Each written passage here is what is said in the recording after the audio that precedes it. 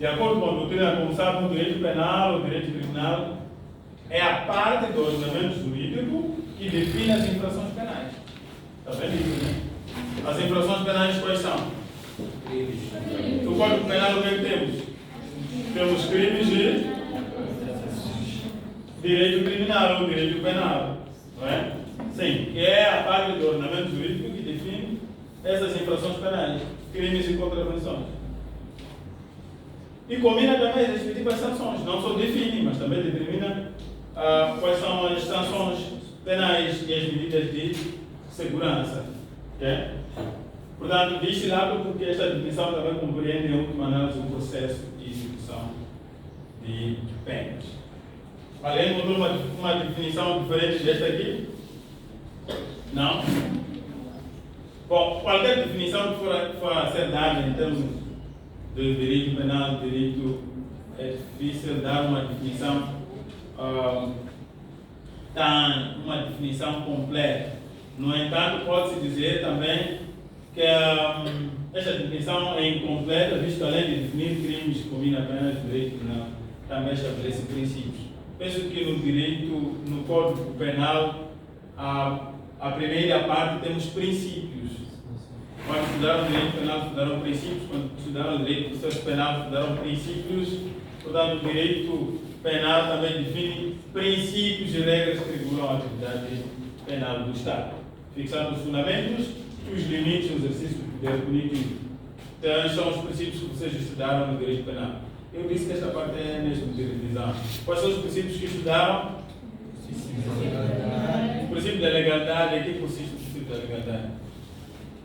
Vamos ver. O Código Penal. O Código Penal. O que é que diz o princípio da legalidade no Código Penal? Alguém para ler assim rápido? O que é que diz? Está a ler? Pode ler. Quem encontrou pode ler. Princípio da legalidade. Sim. Tem. Nenhum fato consiste em ação ou omissão que pode julgar-se crime sem que uma lei, no momento da sua prática, o qualifique como tal. Sim.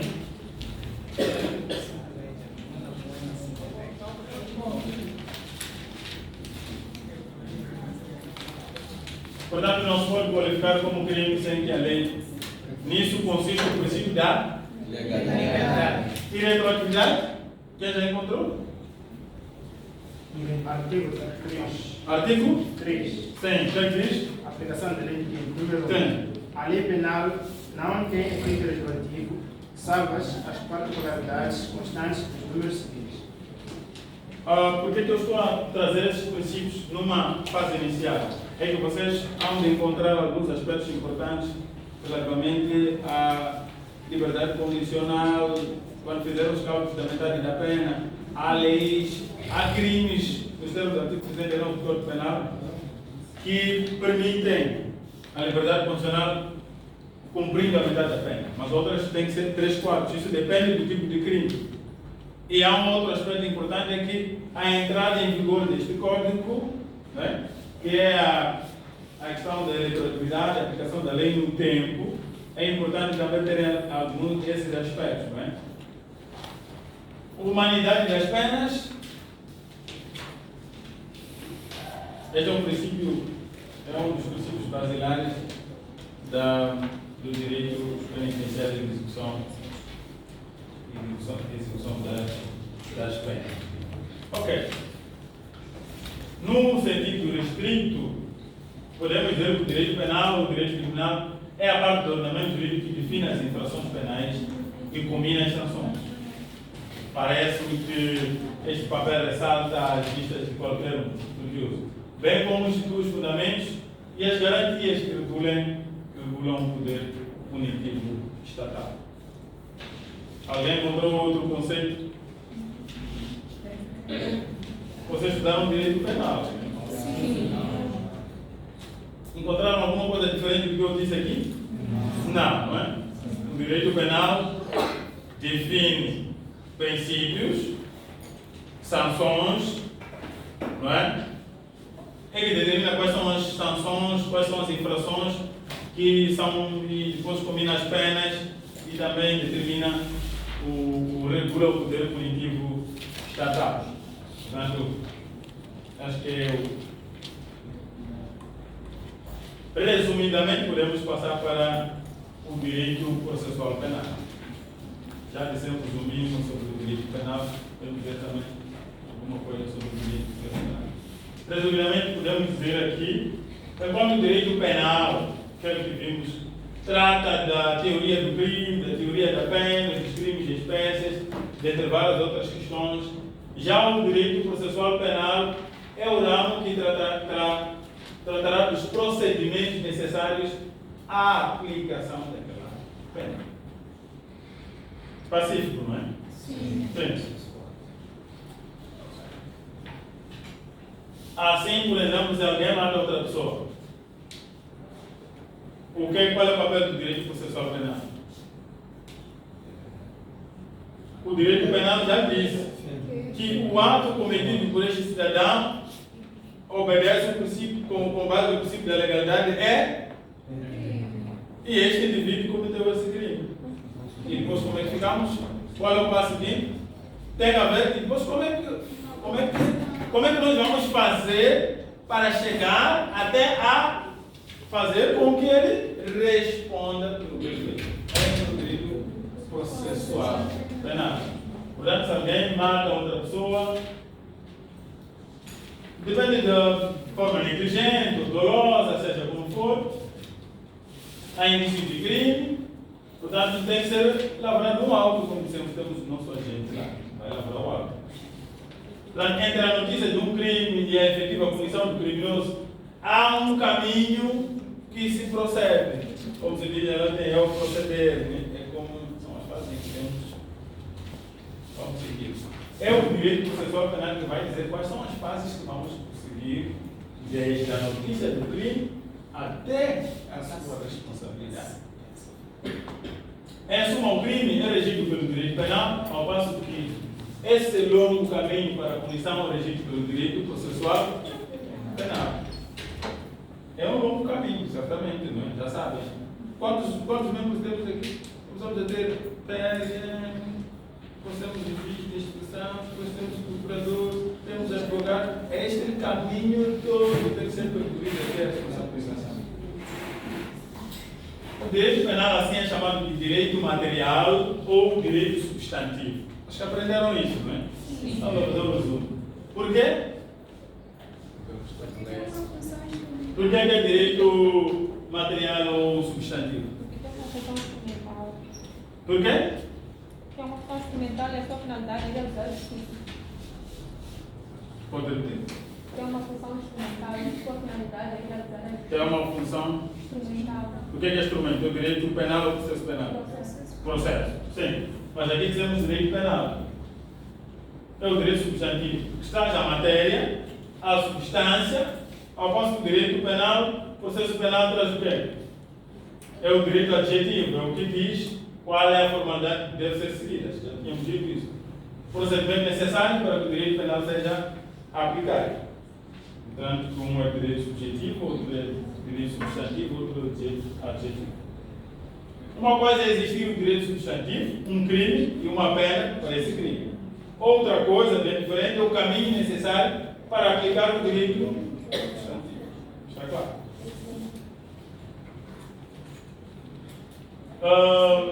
Somente após o devido processo legal, é que se pode afirmar com certeza jurídica que alguém é culpado de um crime. Já tinha dito aqui que o procurador, quando chega na triagem, qual é o seu papel? Já temos procuradores. Sim, qual é o papel?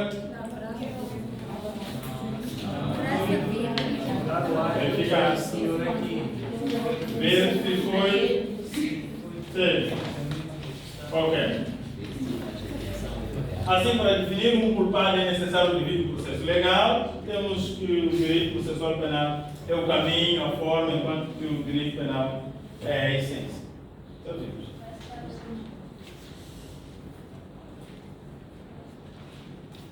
Temos alguns autores, acho que vocês estudaram alguns, dos quais Jorge Figueiredo diz.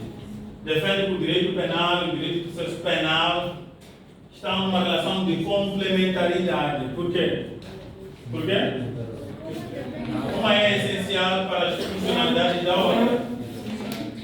Mas o professor Costa Pinto entende que existe também uma relação mais intensa entre os dois ramos. Existe uma relação de complementaridade, né? Funcional. Ok. Podemos também ver alguns princípios, né? Princípios informadores do processo. Quais são? Pode receber o doutor. Alguns princípios.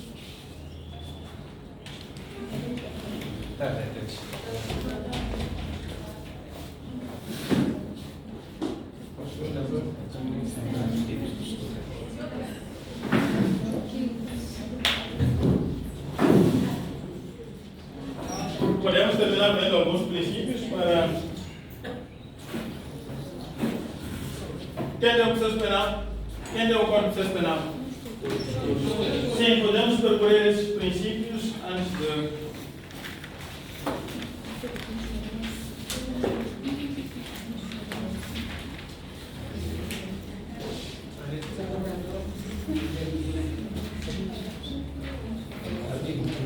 Doutora Alice, doutora Isabel, aqui. Não, eu pretendo sair. Qual é o princípio da exigência do processo? Alguém pode dizer encontrou? Sim, primeiro, exigência do processo. Sim. Nenhuma pena ou medida de segurança Sim. pode ser aplicada sem haver um processo em que se prove a existência da infração e a responsabilidade criminal do acusado, em conformidade com as regras definidas no presente Código. Quer que entenderam? A exigência do processo faz parte da formalização. Portanto, é exigível, é necessário que exista um processo. Certo? Artigo 2. Artigo 2. Celeridade processual no direito de defesa. Sim. Todo arguido tem direito de ser julgado no mais curto prazo, compatível com as garantias de defesa. Sim. Portanto, vamos ver que cada forma do processo tem o seu tempo e o tempo que foi atribuído é compatível também com o tempo, com a sua defesa. Se a forma do processo é comum, é um pouco mais longo, também a formalidade, as garantias que são atribuídas também tem que acompanhar esse período. Artigo 3. Direito fundamental à presunção de inocência. Sim. Todo arguido se presume inocente até ao trânsito em julgado de sentença condenatória. Sim. Número 2. A presunção de inocência do arguido exige que a prova de sua probabilidade seja feita por quem acusa em tribunal, na obediência das regras estabelecidas pelo presente Código. A presunção de inocência também está baseada na Constituição da República. Sim. Artigo 58. Pode ler? É essencial para vocês, né? É muito importante.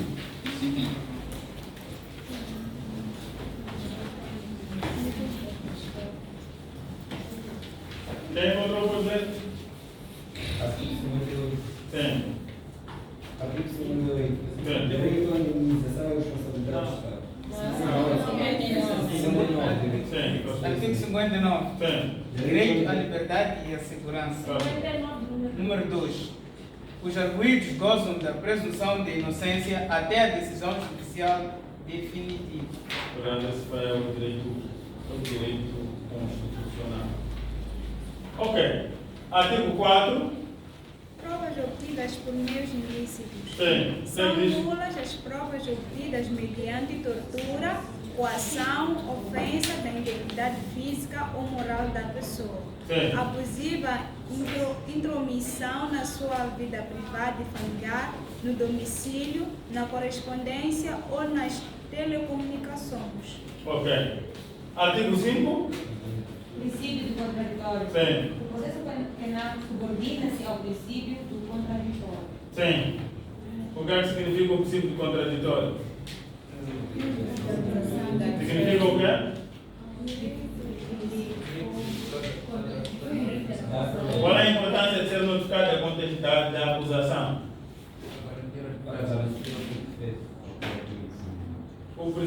a acusação e a notificação da acusação faz parte do princípio do contraditório. É para você exercer este direito de contradizer, de esclarecer, de dar a sua versão.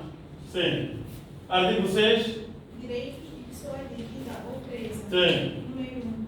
Toda pessoa detida ou presa deve ser imediatamente informada de forma clara e compreensível das razões da sua detenção ou prisão e dos seus direitos constitucionais e legais e autorizada a contactar o defensor diretamente ou por intermédio de sua família ou de pessoa da sua confiança. 2. A pessoa detida ou presa tem direito à identificação dos responsáveis pela sua detenção ou prisão e pelo seu interrogatório. 3. A detenção ou prisão de qualquer pessoa em um local preciso onde se encontra são comunicados imediatamente à família do detido ou preso ou à pessoa por ele indicada com a descrição sumária das razões que o motivaram. Ok. 4. É o suficiente. Artigo 7. Direito à presença de defensor. Sim. Todo interveniente em âmbito de processo penal que nele seja chamado a prestar depoimento tem o direito de se fazer acompanhar do defensor, seja perante a autoridade judiciária, seja perante a autoridade de polícia criminal. Ok. Vamos parar por aqui enquanto chamamos um defensor, não é? Mas que não queríamos chegar. Não é? Tem o direito de chamar um defensor. O defensor pode ser de paz, pode ser advogado.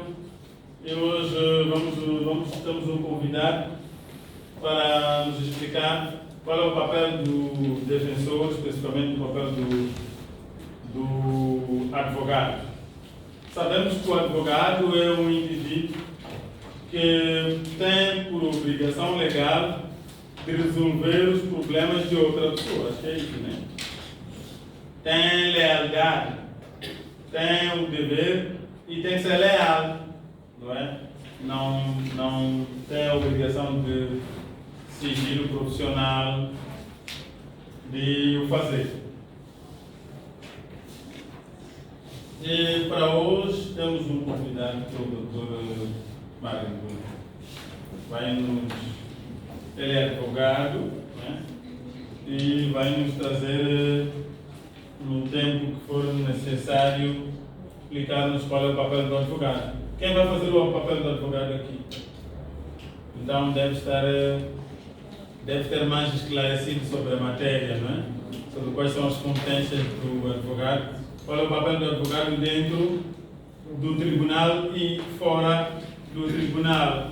Fora do tribunal refiro-me a estabelecimentos penitenciários, à esquadra, não é? O papel do advogado não é só no tribunal, não é? Estabelecimentos penitenciários, esquadras, e onde quer que esteja alguém que esteja precisando dos serviços do advogado. Sobretudo na área penal, porque este é um módulo do direito criminal. Doutor Marigula, faz favor. O tempo é seu, não sei se vai querer usar. Boa tarde a todos, mais uma vez. Meu nome é Luciano Marigula, sou advogado e agente da propriedade industrial. Bom, estamos aqui num momento de construção de conhecimento. No fundo, vai ser um momento de debate.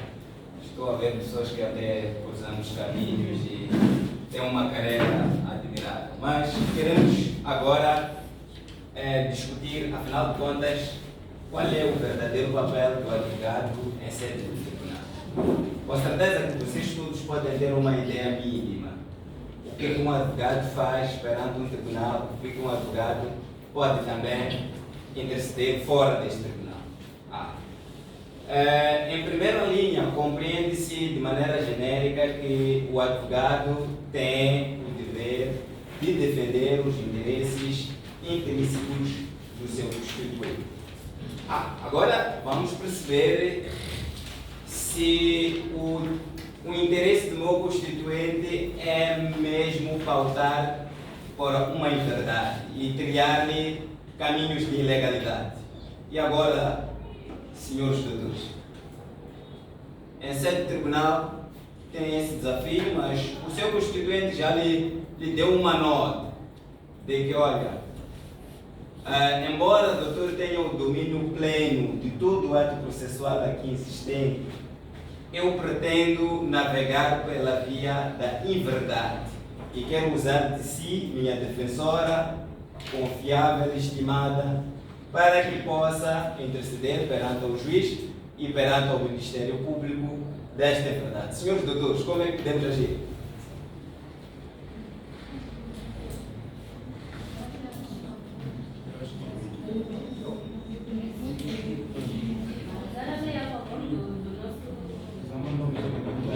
Sempre, não?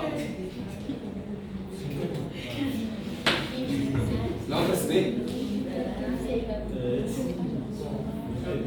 Eu penso que o melhor é sempre aconselhar o cliente e apontar pela verdade. Não percebi a tua opinião. Dizer que eu penso que o melhor é sempre aconselhar o cliente a apontar pela verdade. Apesar de ter o direito até de mentir, né, de explicar a discriminação, mas como meu constituinte, né, eu penso que o melhor é aconselhar a ele a apontar pela verdade. Não só, doutor, porque também o filho não tem obrigação, como o colega também, em particular, não tem obrigação de dizer a verdade. Então, no máximo, o que nós poderíamos fazer é aconselhar o cliente e depois deixar as mãos dele, o critério dele. Nada mais podemos fazer. É o direito dele de não dizer o que ele não quer dizer, simplesmente o que ele pode. Não colocamos em causa a questão da vontade do constituinte. Agora, o que estamos a questionar aqui é a posição do advogado perante esta circunstância. Eu acho que, em primeira linha, é sensibilizar o cliente a optar pela verdade. Caso ele persista nisso, se fazer a vontade dele.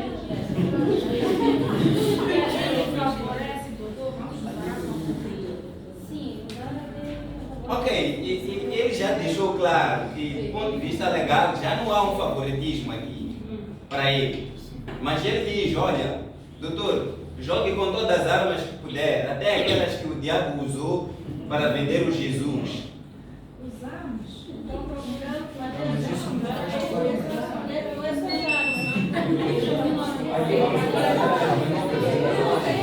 Ok, mas é assim, meus caros. Em linhas gerais, o advogado é um servidor de justiça. E sempre servidor de justiça sempre deve pautar pela legalidade. Não podem optar, não vos aconselho se abraçarem essa técnica ou esta profissão futuramente, a optar por vias dilatórias. Optem sempre por via de legalidade, onde perceber que isso vai vos tornar pessoas íntegras. E também vão estar sempre com harmonia com aquilo que os estatutos expressam. Agora, qual é a função deste advogado? Não, parece que nem é problema de carga. Eu depois deixei no carro o flash, eu até ia buscar no seu computador. Ok, parece que está na porta de trás. Desculpa. Então, eu dizia que eu questionava ainda a questão do papel fundamental do advogado, porque se vocês começarem a ver a composição do tribunal, vão encontrar lá um advogado, vão encontrar lá um juiz e vão encontrar lá um procurador. E estas figuras são as figuras epicêntricas de uma audiência de discussão de julgamento. Todas as atenções ou toda a direção desta audiência é dirigida pelo caso, em linhas gerais, por causa dessas figuras.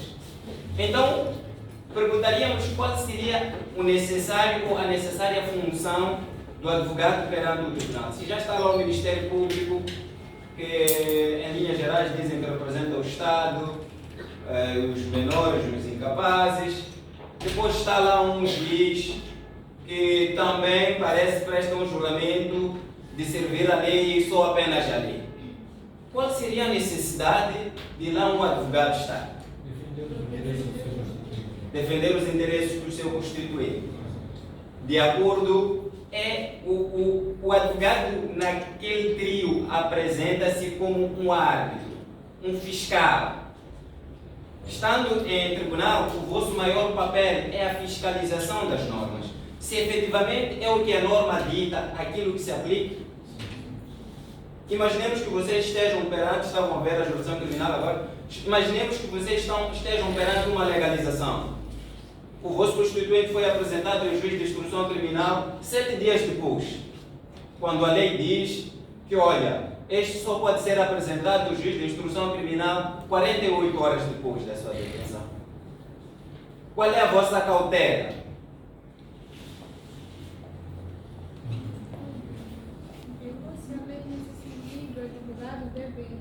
Deve provar realmente que houve uma ilicitude aí. Ok, falou de ilicitude, ok, tudo bem. Ilicitude e vicitudes, né? Acho que é isso. Ok, tudo bem. O papel do advogado é fazer compreender o tribunal de que, de ponto de vista de normativo, não é o que está a se aplicar. Este arguido foi apresentado ao juiz fora do prazo que foi estabelecido. E, em contrapartida, deve-se zelar por aquilo que é o direito fundamental deste cidadão. Se vocês quiserem continuar a navegar pela jurisdição criminal, vão perceber que a jurisdição criminal envolve consigo direitos e garantias fundamentais. Imaginemos que seja-lhe retirado a liberdade, todo mundo vai ficar constrangido. Mas se eu lhe retirar o seu patrimônio agora, um telemóvel, um computador, o povo que poderia, o público que poderia vir para si, para poder lhe acomodar no momento em que você foi retirado da liberdade, pode não aparecer quando trata-se de um patrimônio, de um bem. Então, é necessário que vocês tenham o necessário cuidado com as necessárias aspas, passa a repetição, que quando estiverem no tribunal, seja na jurisdição criminal, seja na jurisdição civil, procurem acautelar ao seu alto nível a questão da defesa dos interesses dos vossos clientes. Mas não pode circunscrever a vossa defesa, a vossa posição em tribunal apenas na defesa dos interesses dos vossos clientes. Clientes, alguns deles, não são idôneos.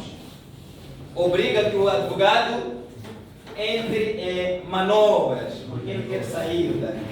Mas ali já não estará, se optar por essa via, já não estará a ser necessariamente um administrador de justiça. Como se comportar em sede de um tribunal? Geralmente, a minha cábula aqui parece que está a negar sempre isso. Então, eu não sei quanto tempo temos de todo mundo. Parece. Com certeza que o bebê metiu o carro quando saiu. Só que saiu numa corrida, não encontrou. Eu dizia que, fora dessa postura que vocês devem tomar como defensores dos direitos e garantia dos vossos clientes em sede do tribunal, é preciso que também ganhem consciência sobre o comportamento que vocês devem adotar quando estiverem perante uma sala de audiência. Não use arrogância, não precisa lutar com ninguém para você fazer valer que a interpretação está sendo feita, seja pelo juiz, seja pelo próprio Ministério Público, é uma interpretação absolutamente equivocada. Então, optem pela urbanidade e integridade durante o exercício da vossa profissão. Isso vai engrandecer-vos e também vai vos tornar profissionais de uma reputação admirável no mercado. E há guerras, e aqui no mercado agora, há muitas guerras semeadas entre advogados, juízes e procuradores. Não se gostam. Por que razão? Agora eu vou lhe responder com um pouquinho mais de calma. Os procuradores e os juízes olham para advogados como pessoas que estão sempre ou sistematicamente para defenderem verdade, o que não é verdade. Porque em sede de audiência, tanto o juiz, assim como o advogado, mesmo o procurador, usa do mesmo dispositivo legal. As normas estão lá, o legislador estabeleceu, está lá. Mas o facto do advogado ter a autoridade de dizer: ei, stop, meu disse, não é por essa via. Aí você está equivocado, vamos por esta via. Isso torna o advogado arrogante. Alguns são, não é? Até eu. Então, o que diz-se com isso? Faz com que, no lugar de que esses todos, tanto o advogado, tanto o juiz, tanto o procurador, esses todos são vinculados a administrar de maneira proesa e eficiente a justiça. Mas o que ocorre é que cada um puxa a manta para o seu lado. O Ministério Público acusou e não pode ver a acusação dele deitado por uma interpretação de um advogado. Vai fazer de todo custo convencer o tribunal de que não esteve certo. Qual é a posição que vocês vão tomar diante das entidades policiais, autoridades públicas e entes equiparados? Porque vocês terão que fazer essas diligências, terão que ir para lá, terão que enfrentar um comandante e dizer: epa, esta detenção é totalmente ilegal. Por que deve manter esta pessoa que está sendo detida ilegalmente? Por que não podemos seguir as formalidades? E vocês terão que enfrentar essas entidades no vosso dia a dia e devem tomar uma posição firme e estarem cientes do que vocês querem fazer. Então, na vossa profissão... Desculpa, o que eu quero dizer é que normalmente os juízes e os procuradores usam manobras regulatórias. De tal forma que os advogados também usam. Sim, mas o advogado disse, o doutor disse que eles entram no choque que o advogado fez no direito e o juiz normalmente meio que curvou. Normalmente o que traz mais choques é mesmo uma questão interpretativa. A interpretação que pode extrair de uma determinada norma pode ser diferente da interpretação que eu posso extrair. O princípio constitucional diz: todo mundo diz, presume-se inocente. Eu vi ali o princípio da presunção da inocência. Presume-se inocente até prova contrária, até que haja uma condenação transitada em julgado.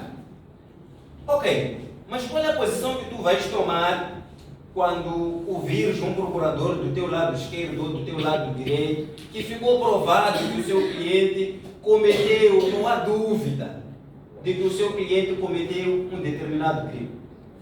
Há uma convicção formulada pelo procurador que procura convencer o juiz que na sua decisão final deve haver uma condenação exemplar contra um determinado indivíduo.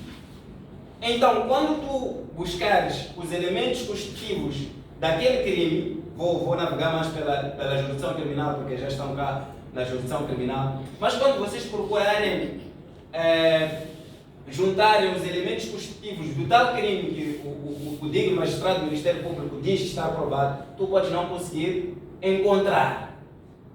Por essa via, tu vais pedir com viva voz, ainda com uma demonstração legislativa, a insuficiência de prova, pelo que vai se remeter à absorção completa do seu constituído.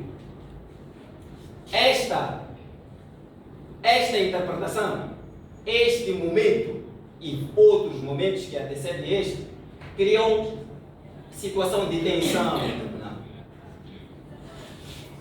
Porque o advogado tem que estar à altura de dizer: stop, não é isto, é isto. Se vocês querem ser profissionais, é isso. Defender intrinsecamente os interesses e os direitos dos vossos constituintes é exatamente isso. Defender a vontade da lei. Diz que o Estado de Direito Democrático foi criado ou foi concedido para defender o cidadão do Estado, porque já se sabia que o Estado é um ser agressivo. O Estado vai criar, vai investir essa posição para a pessoa singular, que é um cidadão comum, que não está revestido de poderes para poder ver-se aliviado. É dali que existe esta garantia fundamental, que é o direito à defesa. E vocês, como mandatários, como técnicos jurídicos, como advogados estagiários, têm esta missão cursiva e complicada de fazer valer isto. Porque num olhar de lupa, me parece tanto o Ministério Público, assim como o magistrado judiciário, é Estado. Então quem está em posição desprivilegiada é o advogado. É o advogado. Mais longe eu depois vou partilhar uma situação que eu sempre me questionei. Depois, diz-se que o advogado, fora do tribunal, na comunidade, assim no exercício da vossa profissão, vocês devem pautar sempre pela urbanidade. Devem ser pessoas com uma conduta representativa. Afinal de contas, vocês são os nossos defensores, nós enquanto cidadãos. Então, vocês devem abdicar-se desde logo de toda estratégia que não leva a uma inverdade legal, que leva a uma inverdade legal. Sabe que esta via que tu queres usar não é uma via legalista? Senhor doutor, deixa, não faça isso, não é bom. Vamos jogar limpo, como costuma-se dizer na gíria.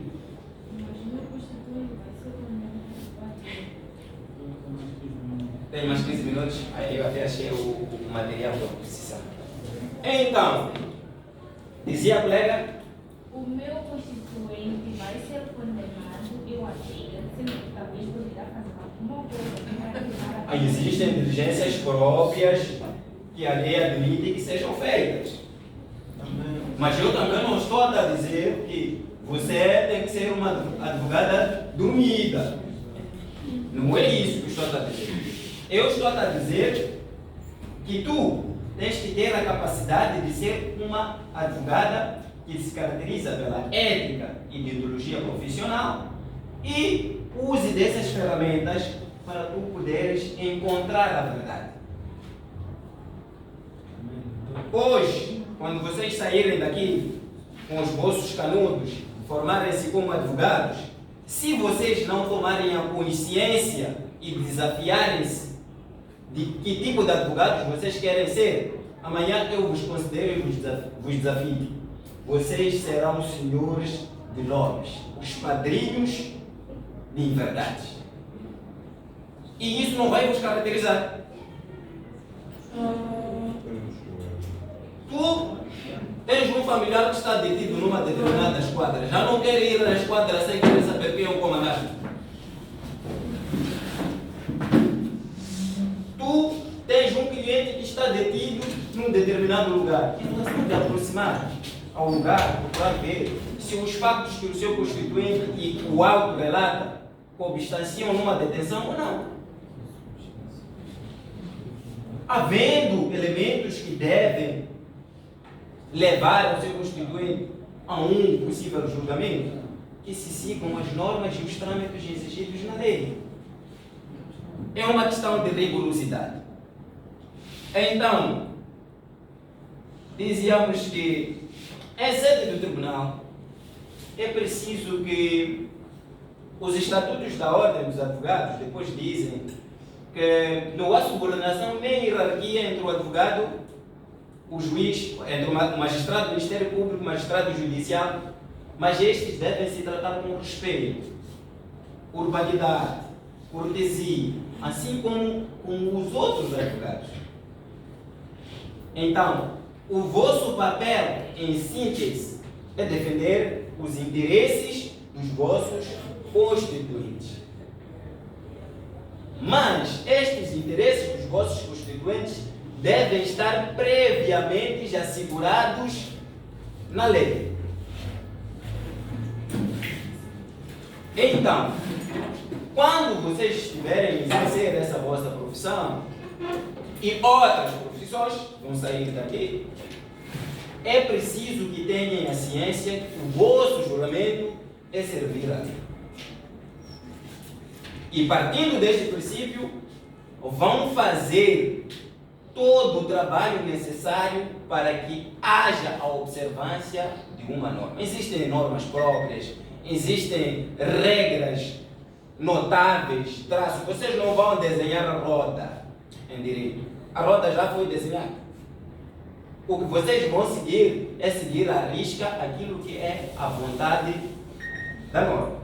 E incutir aos demais que se siga à risca aquela vontade. Agora, não fiquem acanhados, porque entrou na sala, o juiz, vocês não podem fazer isso. A mesma lei que a doutora ali vai usar é a mesma que eu vou usar. A mesma lei que a doutora ali vai usar para condenar é a mesma que estabelece requisitos para a absolução. Então não vamos desenhar nada. Então,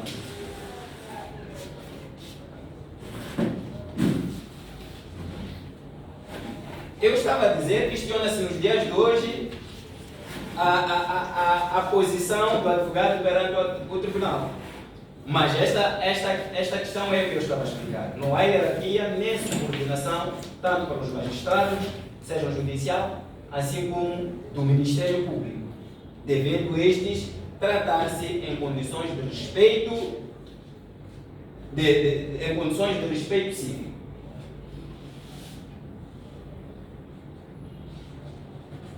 Agora, vamos deixar esses entes públicos, privados, lá na sociedade, lá na comunidade onde vocês vivem. Enquanto advogados também existem direitos que vos reservam e deveres. Então, o que vocês representam as comunidades onde vivem enquanto mandatários? É por isso que eu disse, quando falei no início do princípio da integridade, que era necessário, antes de abraçar as vossas carreiras profissionais, consumir e caracterizarem-se deste princípio. Vocês devem ser pessoas íntegras. E lá na comunidade onde vocês vivem, o que vocês devem a esta comunidade enquanto advogados?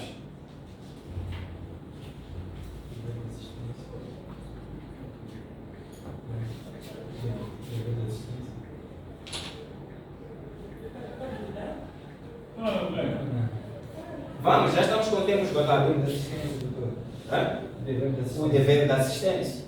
Vocês devem o patrocínio oficioso quando assim requerido, não podem recusar. O patrocínio oficioso. Não olhem para a advocacia só para dinheiro.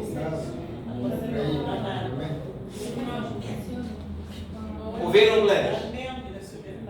Vocês, enquanto técnicos, diz o Estatuto da Ordem, no artigo 144, seguinte, que vocês, enquanto técnicos, vão patrocinar juridicamente as pessoas carenciadas. Mas fora isso, de patrocinar as pessoas carenciadas, vocês também são inibidos por absoluto de fazer qualquer tipo de cobrança. Então, vocês tornam e tomam a posição de servidores de justiça como tal. Mas o servidor de justiça deve cumprir pontualmente, escrupulosamente, com o quê? Com os deveres consagrados, seja nos estatutos da Ordem dos Advogados, assim como na legislação avulsa. Então, para a comunidade vocês detêm uma importante valia, porque recai para vós o dever de pugnar por boa aplicação das leis.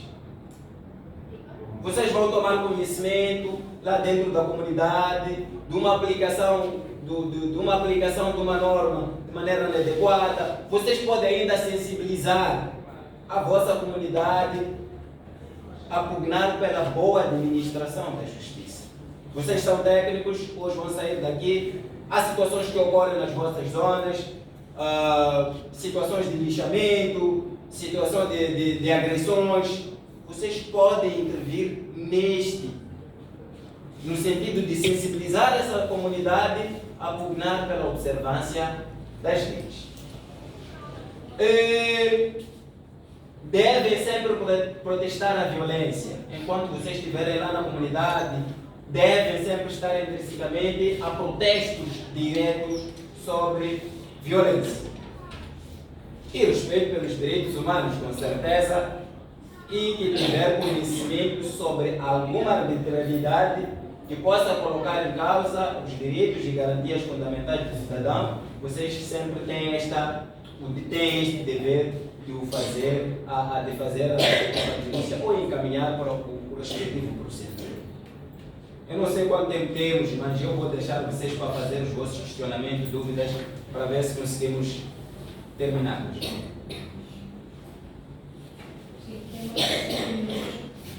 Para falar que é mais Tem mais 15 minutos. Vamos colocar as dúvidas que forem necessárias. O doutor tem 5 minutos, por favor. Sim, se tem alguma Quem tem perfil pela advocacia, é melhor aproveitar e saber algumas coisas agora.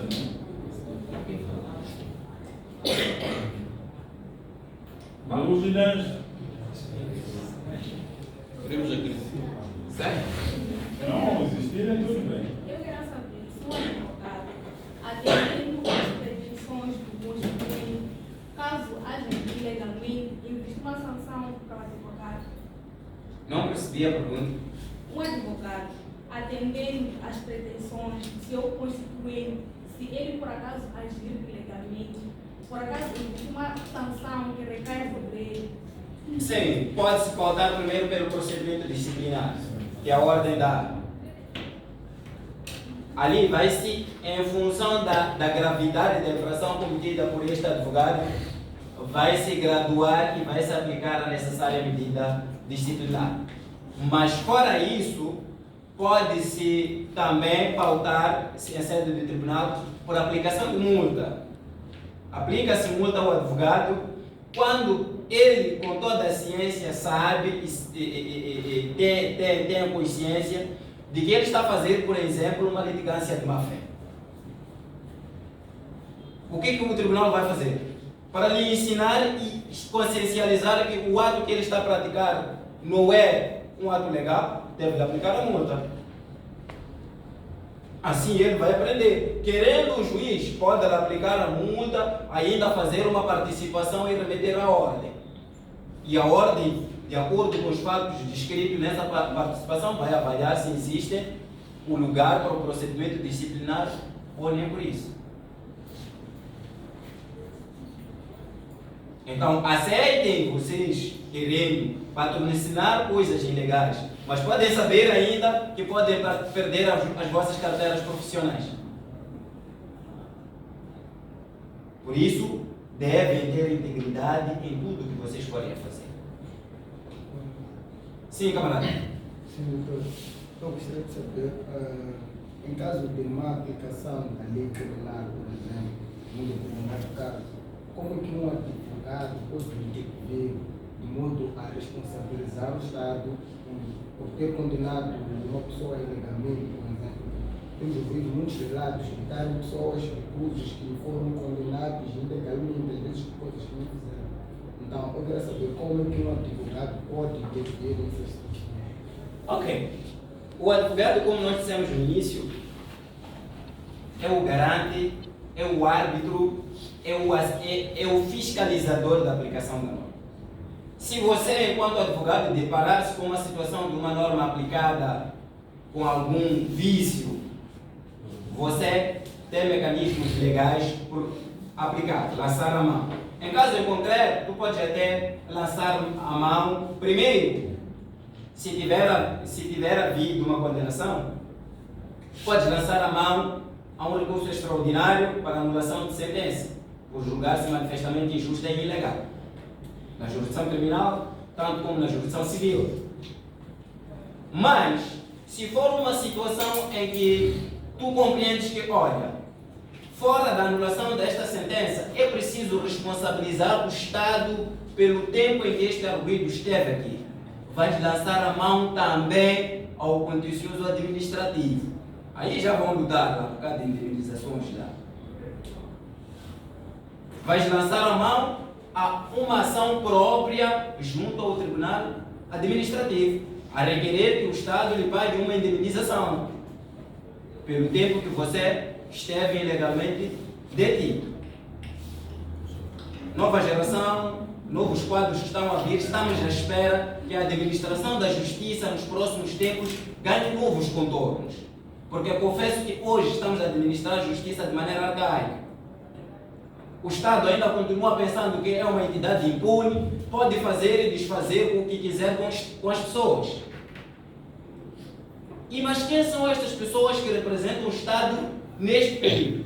Somos nós, jovens. Vais perceber que o advogado é um jovem, o procurador é um jovem, o juiz é um jovem. Então, por que nós, enquanto jovens, não podemos pugnar pela boa administração da justiça? É um desafio que nós carregamos enquanto jovens, enquanto moçambicanos. Porque, concretamente, em direito penal, como ele fez referência, há situações de alarme. Desde as próprias detenções. O que vocês estavam a estudar aqui era basicamente uma teoria. Que você vai ser detido, deve ser comunicado, deve ser dada a liberdade de comunicar o seu advogado. A primeira coisa que ocorre com a detenção em Moçambique é te arrancar o telefone. Você já não vai falar com ninguém. A segunda coisa que ocorre é quando o advogado chega na esquadra, já sofre ameaça. Vamos te encarcerar. Não é lhe dado o direito para comunicar livremente com o seu constituinte. São desafios que carregamos esses todos os dias. Hoje, há procuradores de triagem por quase todas as esquadras. Minimizou a situação. Mas eu, em concreto, já fui alvo disso, não uma, não duas vezes. Então, é preciso que, quando vocês abraçarem as vossas carreiras, assumam a lealidade de administrar a justiça. Pensar em dinheiro é sempre bom. Mas servir aquilo que nós prestamos juramento é melhor ainda. Parece que terminamos o tempo. Essa é uma questão. É que eles começaram tarde, então podemos começar. Sim, quantas questões tem? Quantos querem colocar questões? Quantos? Sim, questão É um? eu seria trazer um caso hipotético para discutir. Não sei se vai Ok, temos uma questão. trazer um caso hipotético também Tá bem, eu tenho uma intervenção. Vou terminar com a intervenção. Vamos, doutor. Depois já vamos discutir a hipótese já em sala da Doutor disse que o advogado tem um dever de assistência e sem cobrar. E sabemos nós que hoje em dia, acho que na prática não é o que se verifica. Então, eu gostaria de saber se existe uma sanção em caso de dar esse dever, ou seja, assistir as pessoas, mas mediante um pagamento. Qual seria a sanção para esse tipo de comportamento? Ok, parece que está muito correto com dinheiro. Não, mas eu... Mas ok, eu falava das defesas oficiosas. As defesas oficiosas são gratuitas e, em bom rigor, são patrocinadas pelo Estado. Mas um advogado pode oficiosamente patrocinar alguém e não cobrar. E como é que o honorário deste advogado vai ser pago? O juiz, em sede da sua sentença, vai fixar o honorário a ser pago pelo cofre do tribunal, não necessariamente pelo carenciado. Mas, fora isso, as defesas oficiosas transcendem esta parte. As defesas oficiosas podem ser feitas paralelamente pelo IPAS, que teoricamente é um atendimento super gratuito, praticamente não sei. Podem ser feitos por técnicos jurídicos. Na ausência de técnicos do IPAS numa determinada jurisdição e na insuficiência de advogados numa determinada jurisdição, o que nós podemos fazer? Porque o direito da defesa é um direito fundamental e pode tornar nulo o ato praticado sem a presença deste defensor. O que nós vamos fazer? vamos encontrar um técnico jurídico com reputação admirável e vai patrocinar oficiosamente aquela pessoa. Os técnicos são vedados, do ponto de vista legal, a fazer cobranças. A defesa é oficiosa. Para tu cobrares e sentir que, olha, eu estou a cobrar, não tenho problema, eu estou a fazer a advocacia como negócio, vai se inscrever na hora de pagar cotas. Simplesmente isso. Depois da tua inscrição e pagares cota regular, podes cobrar naturalmente, estranhamente também. Já nem vou falar mais. Sim, mas, doutor Batista, os que estão com o caso prático, ninguém falou quem são advogados, não há dúvida nenhuma. Tem caso prático, afinal? Sim. Mas acho que vão, depois de elaborarem os seus projetos, podem ter o editor para ajudar, não é? Vamos disponibilizar o contato do doutor Marigula para ajudar. Sim. Assistência gratuita. Então, mais agora de palmas.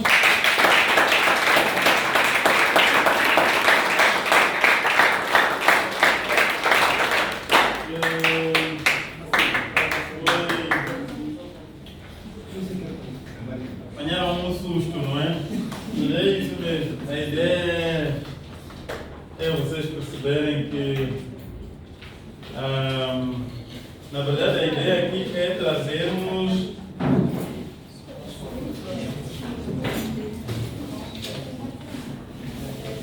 vocês têm um perfil. A licenciatura em Direito tem muitas saídas profissionais.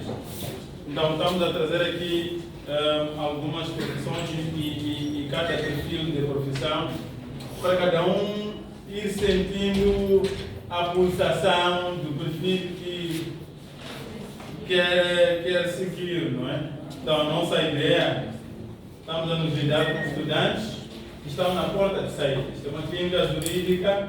Clínica jurídica é como um médico, ou é como uma aula prática do médico que diz: hoje você que vai estudar a ferida. Mas, calhar, na teoria só lia o que é uma ferida. Então, o doutor às vezes trouxe umas feridas que acontecem na esquadra. É preciso ter a realidade disso. É por isso que há decepções, não é? Por quê? Porque no momento da aula teórica e prática não se disse isso, não é? Tem que se dizer, né? Não há bela sem, não há flor sem. Imagina definir o que é flor. Quando se define uma flor, ninguém diz que tem espinho, né? Imagina quando se define o que é amor. Mas depois, na prática, descobrimos que, bom, há espinhos, não é? Então, eu preciso dizer que é uma saída profissional. Hoje vimos a advocacia como uma saída profissional. Nós vamos ver outras e vamos ver até onde podemos. Mas é preciso termos mais ou menos uma ideia. E o doutor trouxe muito bem alguns aspectos. Vocês todos têm Constituição da República, não é? Sim. Alguém quer ler o artigo 73, o que ele diz? Doutora Alice, temos 2 advogados. Doutora Alice vai vir aqui fazer uns 3 minutos. Doutora Alice também é uma advogada e acho que já está beliscada. Tem que dizer alguma coisa e não pode sair daqui sem dizer nada. Sou civilista. Não, eu sei que gosta de violência doméstica. Então tem que dizer alguma coisa. Como é que defende isso? Ela é uma ferrenha defensora. Então acho que vai me dizer alguma coisa. Enquanto isso, vamos ler o artigo 63. Mandato judicial e advocacia. O que é que diz o artigo 73? 73 e 63.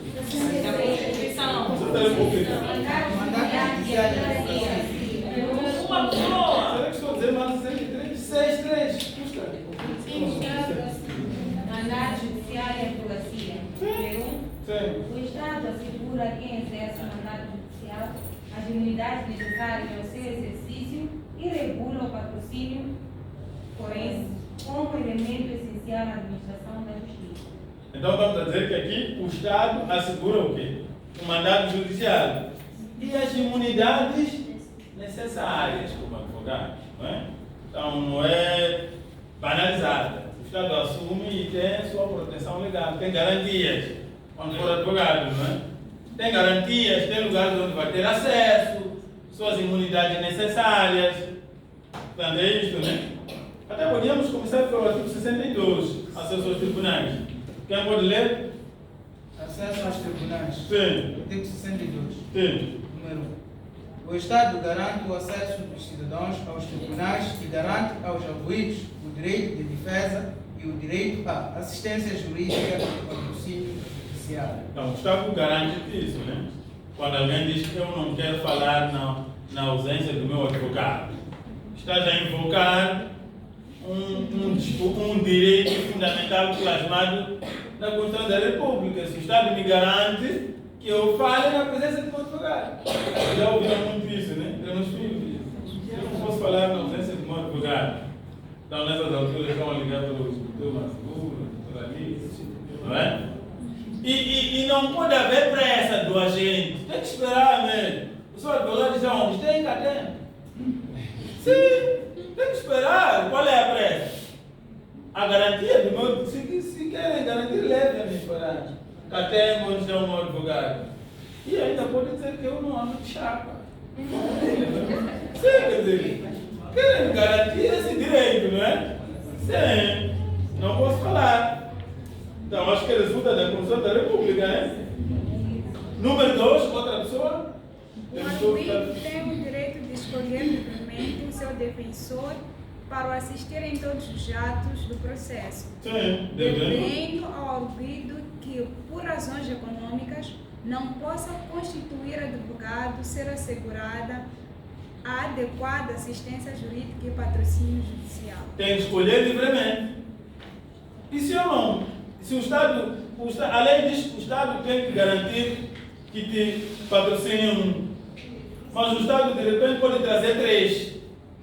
Ok, como o senhor quer advogado, temos aqui 3, não sei se vai querer esperar o teu, mas temos aqui de paz.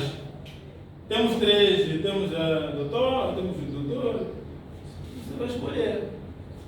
Eu quero o doutor fulano. Escolher livremente, não é? Quando se tem a oportunidade de escolher. Esses são outros aspectos práticos. Não é? Mas a lei está aqui a dizer que vai escolher, não é? Sim. É como quando dizem, quando crescer, vais comer o que quer. Nunca ouviram isso, né? Depois, quando você cresce, começa a querer comer o que quer, descobre que afinal não se come também o que quer, né? Mas não é esse discurso que nos dão. Quando você crescer na tua casa, você vai comer o que quiser, não é isso? Então, mas quando cresce, percebe que bom, parece que já cresci, vamos lá o que eu quero, né? Então, pode escolher livremente os advogados que quiser, né? Sim. Sim. Sim. Por que se nomeia? Sim, o advogado, não conhecendo o processo, pode pedir um tempo para conhecer o processo, até para conferenciar com o arguido. Não é? Aliás, também podes pedir que se adie o ato para que venha o seu advogado, que eu estava a dizer que está em Catembo. Você está livre, né? Sim, pode dizer, não, eu não tenho problemas, até porque como tem um doutor aqui, um advogado, tudo bem, eu vou responder, mas na presença dele. Só preciso de certificar se tem carteira. Não, tem carteira, está bem. Mas também, se não, quer dizer, está livre. Não se pode negar que se adie o ato porque não está o advogado que você confia. Certo? É mais ou menos uma réplica do que acontece no hospital, não é? Está o doutor Fulano, hoje está a atender, não. Está bem, eu marquem no dia em que o doutor Fulano está. Não acontece isso no hospital? Sim. É isso, né? É uma assistência clínica. Aqui estamos a falar de assistência jurídica, não é? Desde também que não prejudique o andamento processual normal, não é? Ok. Então, agora podemos ver o estado. Sim, número 1 do artigo 63, já tínhamos lido. Eu já disse que tinham unidades necessárias. Número 2. No exercício das suas funções e dos limites da lei, são invioláveis os documentos, a correspondência e outros objetos que tenham sido confiados ao advogado do seu constituinte, que tenham obtido para a defesa deste ou que respeitem a sua profissão. Então, o número 1 aqui não chegou com mala inviolável, né? São para aquelas pastas, tem uns documentos que não. Ou nem o agente não pode ver aí, né? É por isso que o número 1 dizia: são asseguradas imunidades necessárias. Sim. Não pode abrir essa pasta, porque essa pasta tem documentos que só eu e o meu constituinte devo verificar. São as imunidades necessárias, não é? Então, andem com aquelas vossas pastas especiais, James Bond, não sei quanto. Ninguém vai os mexer, porque resulta da lei mesmo, não é? Sim. Porque pode ocorrer de o advogado, de o seu constituinte, lhe entregar um documento importante. E no momento da investigação, o agente usar da força para reaver aquele documento. Não é permitido fazer isso. O advogado pode ficar com aquele documento até o momento processual que ele entender que é necessário, porque é um jogo. Ele pode usar aquele documento no momento em que ele achar que é oportuno para sua defesa. Né? Pode achar que este momento não é importante, mas eu vou apresentar num momento e aquele documento anda com ele. Então ninguém pode violar, não é? Violar seu James Bond, não é? Então, são invioláveis esses documentos, as correspondências e outros objetos, não é? Porque o advogado pode se comunicar com o arbítrio por via do e-mail, não é isso? Então o juiz não pode pedir violação de sigilo do e-mail só para ir buscar lá o que o arbítrio teria informado. Não pode fazer isso. Está aqui. Né? Dizer, o Ministério Público pode dizer: mas doutor, no seu e-mail o arbítrio tinha lhe confessado que não, essa informação não pode ser usada. Não pode ser usada essa informação. Não pode ser usada. Com base, portanto, a investigação, como vocês veem, tem limites. Principalmente quando se trata do advogado. Não é? O advogado pode ficar com segredos do arbítrio, não é? Sim. E tem limites. Sim. Número 3, sim. As buscas, apreensões ou outras diligências similares no escritório ou nos arquivos do advogado só podem ser ordenadas por decisão judicial e devem ser efetuadas na presença do juiz que as autorizou. Quer dizer, o juiz que autorizar tem que estar lá. Isso por quê? Porque a lei entende que o juiz, estando o juiz lá, não vai se cometer uma arbitrariedade. Não é? É uma questão de responsabilidade. É como o Presidente da República dar uma ordem para se cumprir e ele dizer: eu vou estar lá para executar. Parece que confere mais autoridade e menos excessos. Acho que é isso, né? Então o legislador, vai dar a ordem para se violar, como exceção, tudo bem, mas esteja lá para verificar os agentes, para orientar os agentes, para ser mais certeiro no que se pretende, não é? Sim. É uma exceção. E só por colocar esta condição, há um dever que poucas vezes se usa. Não é? Imagine dizer assim: este ato só se cumpre na presença do Presidente da República. Há de ver que por ano, se calhar, aquilo só vai acontecer 2 vezes. Por quê? Porque para deslocar o Presidente para lá é um trabalho, então... Estão a ver, né? O nível de responsabilidade, é isso. Sim. Então, devem ser efetuados na presença do juiz que os autorizou, na presença do próprio advogado também. Não é para ele chegar e encontrar uma bagunça no escritório, né? O que aconteceu aqui, a secretária? O que aconteceu? Não, passou aqui o juiz e os agentes da Cernim. Não é assim, né? Não é assim. Né? E de um representante da ordem dos advogados. Veja só, né? Veja só que diligência. É uma diligência clássica mesmo, não é qualquer diligência. Então, essas são garantias de imunidades necessárias. Tem que estar o representante da ordem, o próprio juiz. Quer dizer, isto é, sim. Não é possível que esteja lá o juiz, o representante da ordem e haja excessos, né? Acho que não se espera que haja. Ou esperam que haja? Não, né? Sim. Acho que sim. Era só para lermos alguns artigos, não é? Só para... Artigo 65, o que é que diz? Outra pessoa para ler? Princípio de processo criminal. O legal tem algum tempo, né? Não vai querer sair. Sabemos que há constituintes lá fora. Ok. Tudo bem. Artigo 65. Número 1. Sim. O direito à defesa e o julgamento em processo criminal é inviolável e é garantido a todo o arguido. Sim. Depois, continua. Número 2.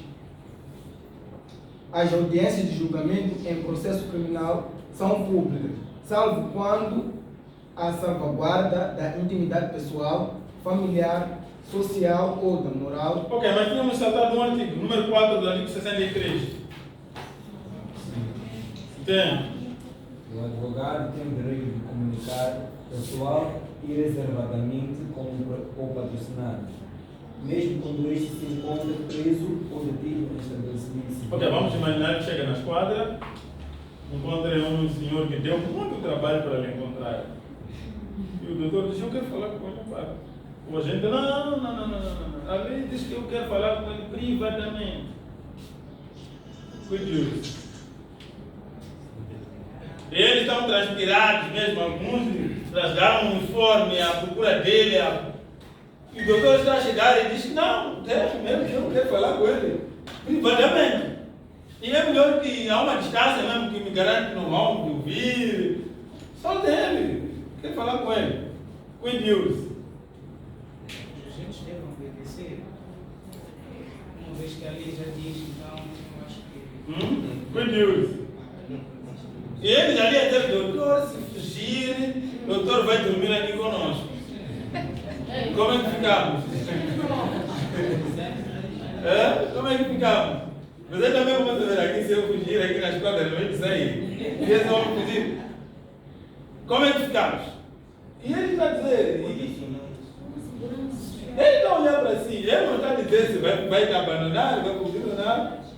Como é que ficamos? Eles estão a perguntar: podemos tirar as gemas, doutor? Mas, doutor, se fugir, como é que ficamos? Eles são advogados, senhor. Tem que a lei.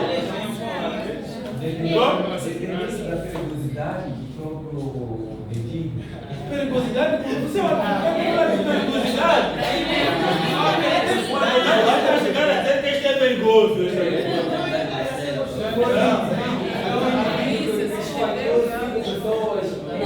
Uma vez atropelou por polícia de trânsito, pedi para tirar mas nota que ele disse: peço para chamarem doutor Fulano. E é você. Está a chegar o doutor Fulano. Veja que confiança ele depositou assim, né? Não, mas aqui, doutor, e o doutor está a chegar lá, está a dizer a eles que esse é perigoso, esse é perigoso. Mas ele já confiou. Há uma situação em que o doutor está pedindo para falar em privado com o seu constituinte. Sim, mas falar em privado pressupõe o quê? Não vai pressupor necessariamente que eles tinham que eliminar as algemas. Não, mas vai mudança, por exemplo, de local, um afastamento necessário ou justo, né? Para ter aquele papo em off, fora da sim, esse é aquilo que eu... Mas sabe o que significa conversar com alguém que está algemado? Sabe o que significa uma algema? É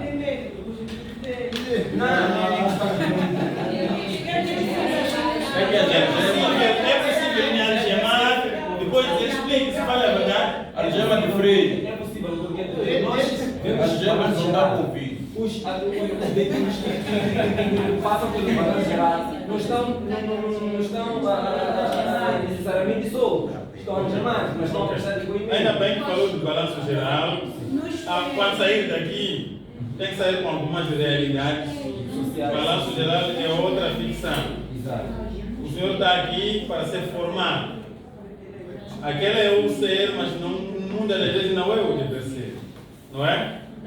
E muita gente, aquelas pessoas não são muito informadas sobre como é que devem se comportar.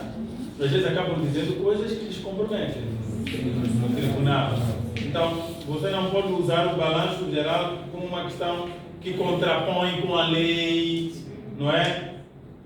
Não pode dizer assim, mas se no balanço geral se faz como se o que se faz no balanço geral supera o que estamos aqui a ler, certo? Nem o que sim.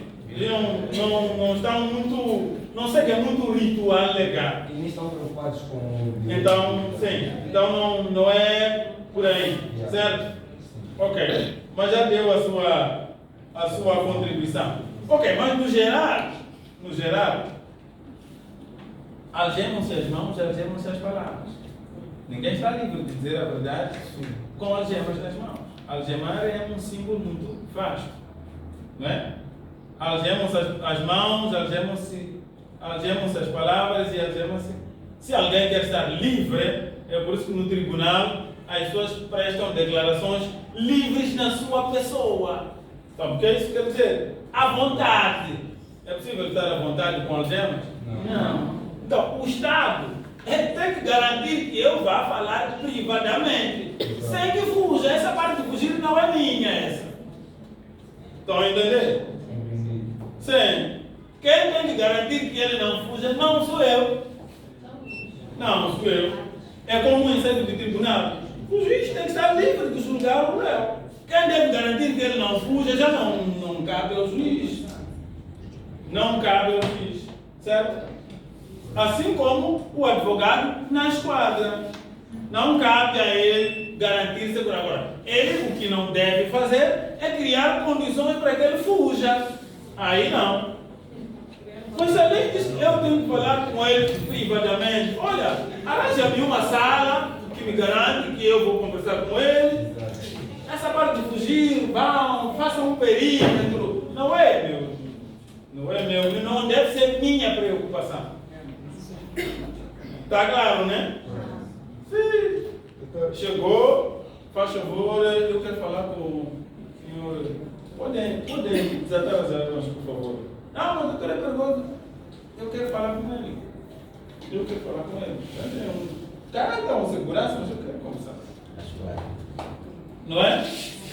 E isso também confere ao advogado alguma autoridade na presença do seu constituinte. Não é? Sim, ele sente que, bom, aqui parece que as estruturas já terminaram aqui. Sim. Agora, se o advogado chega também, sujeita-se a uma autoridade e ele percebe que parece que o advogado também está igualzinho a mim perante o agente. Não vale a pena, né? Não vale a pena. Certo? Sim, doutor. Sim. Não, aqui levantou primeiro. Não, é só uma coisa rápida. Não, é rápido.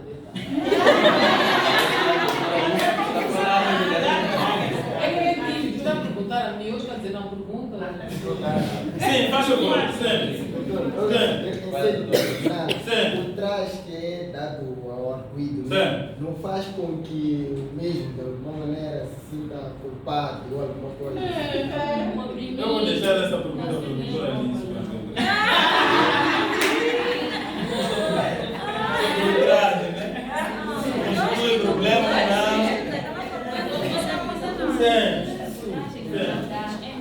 Qual é a diferença do traje da Sim. Faz favor, já estamos com uma pergunta aí em suspenso, temos outra aqui interessante. Sim, pode repetir? Dizia o seguinte, algo comum nos tribunais é que os réus presos entram com as mãos tapadas para trás. Algemadas. Mesmo sem algemas, as mãos permanecem assim. E anda diferenciado. Bom, é assim, há uma questão de controle e segurança penitenciária, não é? Que é uma questão deles de colocar as mãos onde o agente pode ver, para poder controlar os seus movimentos. É uma questão mais ou menos de segurança interna, não é? É uma questão de segurança interna. Ou tem que andar com as mãos aqui, onde o agente pode ver. Há de ver que mesmo o agente, quando quer lhe interpelar na rua numa situação de crime, ele exige que coloque as mãos onde ele pode ver. Se não quer colocar aqui, ele pode colocar aqui, porque é assim, né? É uma questão mais ou menos de segurança, não é uma questão assim. O que a lei diz é que no tribunal, o arbítrio tem que estar livre na sua pessoa. E, portanto, deixar à vontade. Não é? Até porque a lei diz que presume-se inocente. Daí ajudar a descobrir o que aconteceu. Ou, de outro modo, já encontramos o culpado, se o tratamos assim, não é? Está claro, né? Algumas são regras de segurança, né? São medidas de segurança. Mais ou menos isso, né?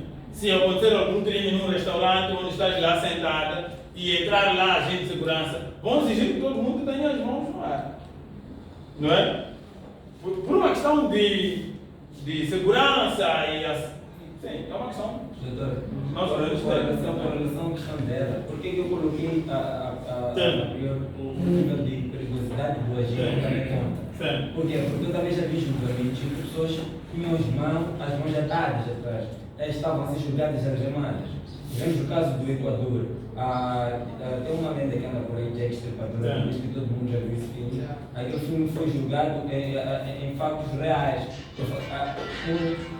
Um psicopata do país de Equador cometeu um crime de assassinato, de homicídio, né? Ele foi preso, foi julgado, de mãos atadas, foi extraditado. Todo o procedimento dele foi. Ele tinha algemas nos pés, tinha. Sim, é assim, já percebi. Há exceções. É por isso que eu falei do nível de perigosidade do próprio. Sim, mas não é numa situação em que você, sem que alguém, vamos imaginar que alguém foi detido e ele pediu que você é o advogado dele. Sim. Você pode deduzir aqui o nível de perigosidade? Está em altura de deduzir? Não. Mas há casos em que já há um processo contra ele e lá no processo já há resultados clínicos, como você disse, é psicopata. Você não pode dizer que alguém é psicopata sem resultados clínicos provados. Se você já está em altura até dizer que ele é psicopata, óbvio que tem que tomar medidas em função do que o médico já disse. Essa é outra situação. Se realmente chega ali na esquadra e te apresentam provas de que doutor, esse é um psicopata, não sabemos o que também vai fazer contra ti, já é outra coisa isso aí, sim. Os agentes também estão obrigados também a garantir a tua segurança. Se você já tem informações, já é outra coisa. Então não podemos tratar todos como se fossem psicopatas também, né? Se há exceções, conhece casos especiais, outra coisa. É óbvio que naquele princípio de cooperação que eu estava a dizer, tem que chegar lá para conversar com os agentes humanamente. Qual é a situação? Vamos te explicar, doutor. Olha para o colega que está aí, quase que lhe tirou a orelha. Então, começa também já a perceber, né? Sim. Pode estar nervoso, pode estar não sei quanto, pode estar ainda drogado. Sim, isso tem que, não pode também chegar. Eu sou advogado, não sei quanto. Quer dizer, vamos dizer, tudo bem, advogado, né? Não só para estar ali, ok, deixa ele, como ele é advogado, vão te tirar a orelha também, quer dizer. Sim, eu preciso intervir uma relação de cooperação, não é? Sim, eles também têm o dever de informar sobre a situação, não é? Ok, vamos terminar só com os dois artigos aqui do Código de Processo Penal. Artigo 69, não é? Não, mas só mais 5 minutos para terminar. Sim, vamos terminar só com isso. Agora são 5, podem começar a contar. Não, doutor. Artigo 69. Artigo 69. Direitos e deveres processuais. Sim. Número 1. Sim. O artigo 12. Lê número 3, a linha B. Número 3. Sim. Recaem em especial sobre o artigo os deveres de Parece que essa questão tinha criado tinha sido esclarecida, mas só quero enfatizar aqui. A linha C. Sim, a linha B. A linha B. Sim. Responder com verdade às perguntas feitas por entidade competente sobre a sua identidade e, quando a lei o impuser, sobre os seus antecedentes criminais. É isso que a lei obriga. O resto é que o doutor Maricula estava a dizer. A obrigação tua é de responder com verdade estes aspectos aqui. O resto é você como advogado. Pode perguntar, doutor, isto aqui eu posso lhe dizer. O doutor é que vai analisar. Mas quanto a isto, é de lei sob pena de cometer o crime de quê? Falsas declarações, desobediência.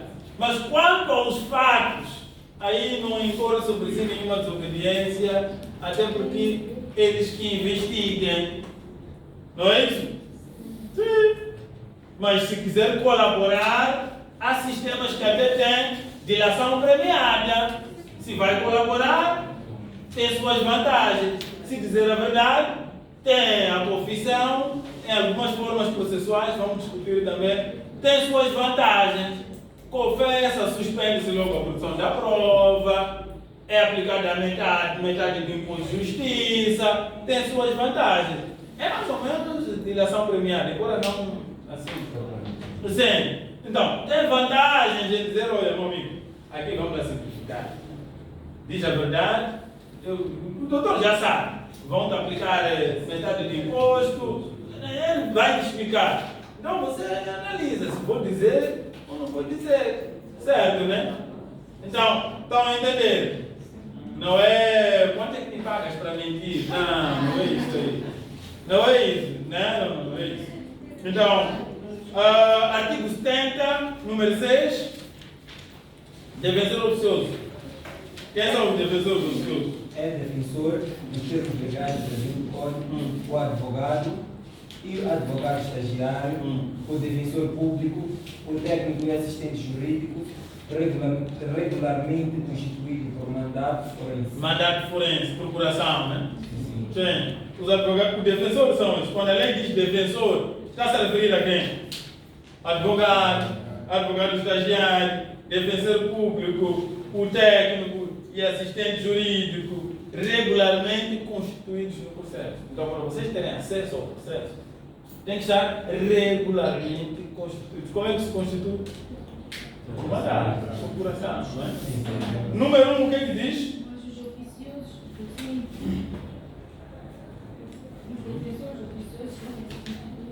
Não, os defensores oficiosos são constituídos por ordem do juiz. Ou seja, o despacho do juiz substitui a sua procuração, né? O seu mandato forense. Né? Aqui a lei só diz defensor. Agora, quando diz defensor oficioso, está a dizer que essa pessoa já foi oficiada no processo, é uma figura funcionária. Mas a lei só diz o que é defensor. Não pode dizer é defensor oficioso, não. Né? Então, o número 1, o que é que diz? Do artigo 70? O arguido pode constituir defensor em qualquer altura do processo, através de mandato forense. Então, pode constituir em qualquer altura do processo. Então, não pode dizer, não, demoraste. Demoraste, meu amigo. Esse processo já está de qualquer maneira. Você já disse coisas lá. Não. A lei diz que pode se constituir em qualquer altura do processo. Não é? Até para recorrer. Mesmo depois da leitura de sentença, pode se constituir para ler a sentença, ver se pode recorrer ou não. Não é?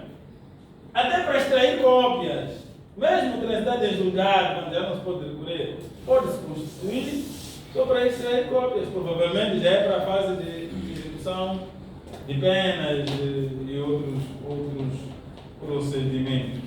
Doutora Alice, faz favor.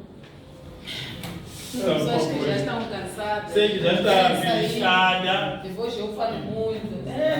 Mas pronto, não vou me alongar. Sim. Bom, eu, na qualidade de advogado, não vou fugir muito do que o doutor Maricula disse, até porque vou usar algumas expressões que ele usou. enquanto ele falava daquilo que tem que ser a postura do advogado, ele falou de urbanidade e também fez referência a um termo que gostei de dormir. Nos dois também de dormilhoco, mas como quem diz, o fato de a pessoa pautar pela urbanidade não significa que tem que ser dormir. Usou um termo qualquer coisa mais, dando a entender que a pessoa não tem que ser dormilhoco ou deixar sim, deixar de fazer aquilo que devia fazer. Bom, eu só vou secundar o que ele disse para tentar acrescentar algo em relação a que deve ser a postura de um advogado. E vou fazê-lo fazendo referência a algo que me foi dito de forma muito agressiva por um amigo que é juiz. Estava eu a tentar conseguir a liberdade de alguém num processo que estava detido e já passava uma semana antes desta pessoa ser presente ao juiz de instrução para a legalização. E no lugar de eu fazer aquilo que a lei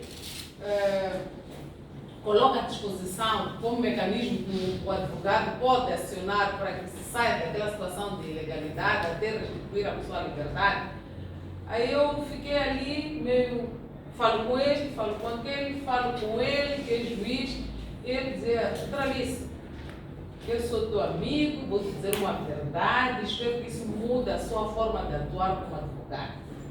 Eu, o dia que arranjar problemas, pode ter certeza que eu não vou procurá-la para me representar. Porque a senhora faz advocacia de forma romântica. Doutores, como assim? Isso é verdade. Advogado romântico não funciona. Doutora, está mais do que claro que aqui há todo tipo de ilegalidade. Faça o seu trabalho. Faça o que tem que ser feito. Vai, exija que o procurador te receba, exija dele que a legalidade seja reposta, faça tudo o que tiver que fazer, tem linha verde, liga, faça tudo. Mas isso foi dito de forma tão cruel, tão direta para mim, que eu acho que eu naquele dia despertei. Só ele nunca mais me acompanhou para ver em que eu me transformei. Transformei-me numa pessoa inconformada, uma pessoa que passou a entender aquilo que o doutor Maracula disse. Procurador, juiz, advogado, fazem parte. Não há uma situação de insubordinação aqui de hierarquia. Estão todos a trabalhar em prol da justiça, cada um cumprindo com o seu papel. Eu assumi isso de tal forma que a minha postura em sede do tribunal, ela, de certa forma, acaba fazendo com que alguns procuradores e até magistrados judiciais que têm esta ideia de que eu sou procurador, eu sou juiz, estou acima deste, estou acima daquele, não sei porquê, fiquei tanto quanto que escandalizado com a minha postura em sede do tribunal. Eu estou no tribunal, faço o meu trabalho, questiono o que tem que ser questionado, travo aquilo que eu acho que não deve ser feito nos termos em que está a ser feito. Não me interessa se o procurador fica mal disposto, não me interessa se ele olha para mim com cara feia, mas se ele não está a fazer devidamente o seu trabalho, no lugar de colocar questões, ele está ali a sugerir às pessoas, a dar a resposta que tem interesse para ele sustentar a sua acusação. Eu estou ali, não concordo, levanto a mão, digo que não é assim. Se ele insiste, eu chamo a necessidade do juiz intervenir para repor a legalidade, porque ele dirige a audiência. Ou seja, passei a tornar-me alguém que tem uma postura e defende aquilo que deve ser o correto na atuação destes três poderes, destes três órgãos, o advogado, o juiz e o procurador. E isto é a postura que se espera daquele que quer defender os outros. Principalmente quando estamos num cenário em que temos que interagir e agir numa audição que está a ser dirigida pelo pessoal do CERNIC, a coisa ainda muito mais grave. Porque se você está ali só para fazer o papel de que esteve presente, o processo vai sair dali já minado e a dificultar a sua defesa, porque você não acautelou o que deveria ter acautelado naquele momento. Eu já acompanhei alguém para uma audição e quando entramos na sala, o que é que o agente Cernic fez? Foi, já viu o que você fez? Isto que você fez, isso é grave, muito grave. O senhor não devia ter feito isto. Nossa, deixei ele falar um bocadinho, depois eu... Desculpa, gente. A pergunta, olha, nós estamos aqui porque ele foi notificado para ser ouvido em perguntas. A minha pergunta é, qual é a sua pergunta? Que pergunta o senhor já colocou? Então, se não tem perguntas, podemos ir embora. Porque o que o senhor acha não me interessa. Se o senhor acha que supostamente o que ele fez é errado, a mim não me interessa. Isso vai analisar o juiz vai poder tomar a sua posição face a isso. O senhor está aqui para acolher o momento dele, em função das perguntas. Então, coloca perguntas. Se não tem perguntas, podemos sair. Ficou um ambiente azedo. Mas ele não é porque fazia, porque não tinha conhecimento. Tinha conhecimento de como é que deve ser a postura dele quando ele notifica alguém para ouvir em perguntas. Experimentou apenas, queria testar o advogado que estava lá. Então, vocês, tudo bem, com a tal urbanidade que o doutor Guarigula fez referência, mas tem que agir, tem que saber tomar uma posição na hora sobre o risco, porque aquele discurso era intimidatório. A partir dali, qualquer pergunta a seguir, o outro ia dizer até aquilo que não sabia. Porque ele já tinha passado aquela imagem de que ele tem o poder e ali ele pode fazer e desfazer. E o advogado estava ali e se permanecesse em silêncio, tudo ia se materializar em função daquilo que era a vontade do agente. Tudo bem, nós temos essas reações, temos que ter essas intervenções, mas também temos que sempre saber fazer a leitura, de depois não deixar as relações minadas. Porque, de certa forma, aquela gente, você está confrontado com ele hoje, amanhã estará com ele no outro processo, é ele que, de certa forma, depois pode dilatar alguns atos a praticar, porque você respondeu mal, mas então é um jogo de cintura muito grande que o advogado tem que fazer. Mas isso não significa calar e deixar que ilegalidades ou irregularidades sejam cometidas no processo na sua presença, quando o seu papel é garantir que tudo corra em função da lei. Se a sua reclamação tem sustento legal, nunca será problema. Nunca será problema. Se você não concorda, é porque a lei já estabelece em determinados termos que você está alinhado com a lei, independente dele gostar ou não gostar, vai ter que se sujeitar. Ele não vai poder levantar um problema contra si em função de você exigir que tudo e todos os atos possam ser praticados em função daquilo que a lei estabelece. Mas é um exercício, é um exercício que nós vamos crescendo com ele. O início para vocês vai ser difícil. Só entrar no tribunal e olhar para o procurador, eu fico revoltadíssima quando vejo advogados que estão a tremer em frente a um procurador. Eu fico, uau, o que você está aí a fazer então? Se você for a reparar até a composição do tribunal, vocês estão ao mesmo nível. Okay? O procurador está ali, o advogado está ali. E o papel dele é acusar. E você, se for advogado de defesa, pode estar também do outro lado, depende, se for assistente, você está ali para defender. Então, vocês estão em guerra. O juiz está ali para poder, não é, poder deste, daquele, ver a lei e tomar uma decisão. Então, faça o seu trabalho. Com urbanidade, sim, mas não precisa, porque às vezes chega a esses extremos, né? Às vezes até o juiz tem que intervir, quase que estes só para levantarem das cadeiras, não é? Um arrancar a orelha do outro. Não precisamos chegar aí, mas temos que ter uma postura que mostra que nós também estamos aqui para fazer o nosso trabalho e vamos fazer de acordo com a lei. Não somos contratados pelo Estado como o advogado, o procurador e o juiz são, mas nós também temos o nosso peso naquele espaço. Então, é uma coisa que eu gostaria de compartilhar convosco, para vocês passarem a ter uma atuação mais pujante, estamos aqui, sabemos qual é o nosso papel e vamos exercer o nosso papel. Não será fácil no início, mas à medida que vocês vão intervindo em vários processos, vão ganhar nisto. Não sejam dorminhocos realmente, porque aí, podes crer, o teu constituinte ou vai te substituir ou não vai te recomendar. Mas façam sempre aquilo exercício de analisar as circunstâncias para ver até onde vai. E sempre é necessário. Sem se acovardar. Era só isso.